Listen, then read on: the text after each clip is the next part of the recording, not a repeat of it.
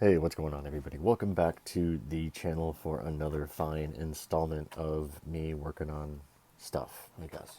Yeah, kind of really changed up the video format lately, where I don't really just film crawlers anymore and just play it back in slow motion and hope for likes. Kind of obviously trying to share a little bit more of what's going on behind the scenes.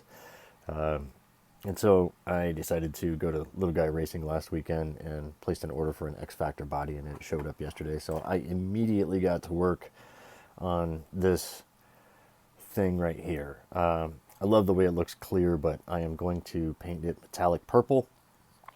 I found some awesome, and I do mean absolutely awesome, really fine grained metallic purple paint for airbrush. And so I'm really looking forward to seeing how that's going to look underneath this. You really didn't see too many of the metallic purples of this body style, but I knew somebody that owned one when I lived in Burlington, Vermont way back when. And I absolutely loved the look of that truck. That was one of my favorite Tacomas I've ever seen, just because it was so unique, because you never saw them, and it was a factory color. So, like I said, every once in a while you might find one someplace. But I went ahead, masked the windows, and of course very generically did the thing with the markers. I'm kind of hoping that sort of blends in a little bit better, but I think for all purposes intended, it should look like the windows now have seals. And then I'm also, too, I think I'm going to hit that with black when it's done from the backside, and also, too, just to kind of tint those and give them a natural look. Yes, I know that Little Guy Racing has a chassis kit, and it comes with a hinge system, as well as a whole front bumper system and stuff like that. I would have probably, and I say probably, I would have probably put another $100 on the credit card right now if it had an angled skid set up. And I looked at this last night because I really did think about possibly changing chassis, but I noticed that it has a flat skid.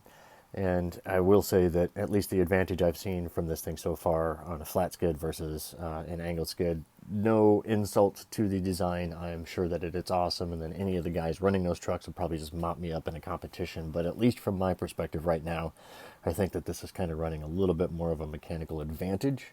I could be totally wrong.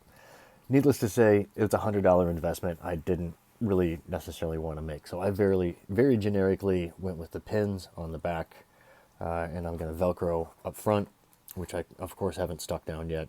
But I just wanted to get everything fit properly, make sure it was going to be sitted. Wow.